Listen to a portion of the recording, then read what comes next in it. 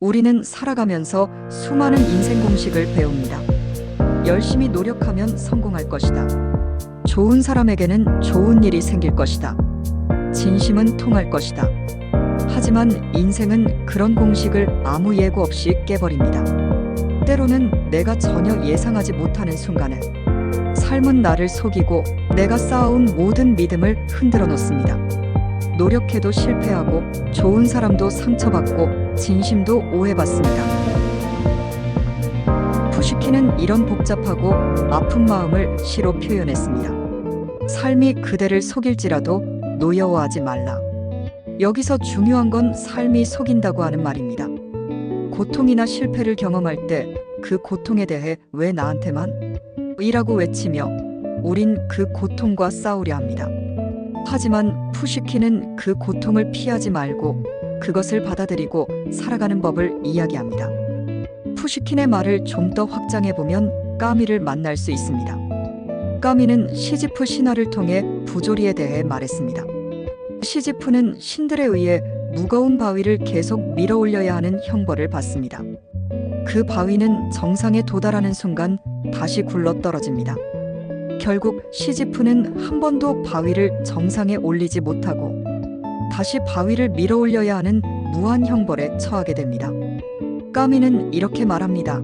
인간은 의미를 찾으려 하지만 세계는 아무 의미도 주지 않는다. 인간은 언제나 질서, 의미, 공정함을 기대하지만 세계는 우연, 무질서, 침묵으로 응답한다. 그러나 그는 이렇게 말합니다.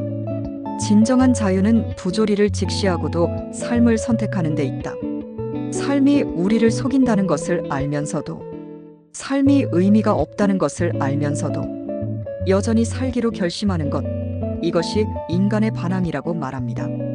그래도 우리는 반항한다. 그 반항이란 거창한 싸움이 아니라 그럼에도 불구하고 살아내는 것입니다.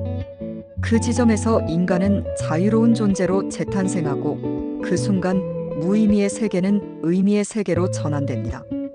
그 무의미를 스스로 끌어안는 순간 그는 패배자가 아니라 승리자가 됩니다. 삶이 우리를 배반했다고 생각하는 순간 사람들은 흔히 이렇게 생각합니다. 내가 뭘 잘못했나? 그러나 꼭 그렇지 않습니다.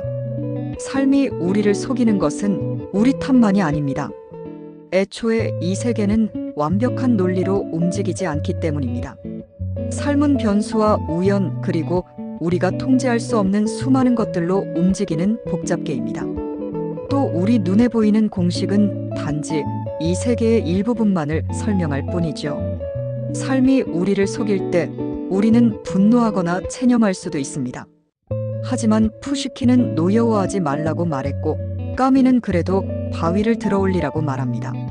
수용과 반항. 어쩌면 둘은 다른 게 아닙니다. 삶을 받아들이면서도 삶을 포기하지 않는 것, 속았다고 절망하지 않고 다시 살아내는 것, 그것이 우리에게 주어진 가장 고귀한 반응입니다. 삶이 우리를 속일 때 어떤 태도가 필요할까요? 주식시장에서 가장 성공한 사람은 누구일까요?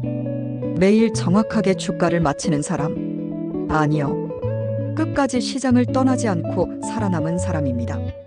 짧은 변동에 휘둘려 패닉에 빠지지 않고 긴 시간 동안 견디는 사람.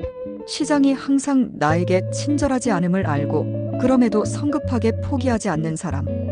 직장에서도 비슷합니다. 우리는 늘 기대합니다. 노력하면 인정받겠지. 진심은 전해지겠지. 하지만 현실은 다를 때가 많습니다. 성과가 바로 인정받지 않을 수도 있고 예상과 다른 평가를 받을 때도 있습니다. 이럴 때 삶을 원망하거나 조급해지기보다는 삶이 언제나 공정하게 보답하는 것은 아니라는 사실을 이해하고 묵묵히 자신의 길을 걸어가는 사람. 그런 사람이 결국 자신을 잃지 않고 작은 성공에 휘둘리지 않고 진짜 의미 있는 성취를 만들어갑니다. 아이를 키울 때도 그렇습니다. 우리는 아이가 우리가 바라는 대로 자라길 기대합니다. 하지만 아이는 자기 속도로 자라고 때로는 기대와 다른 길을 선택합니다.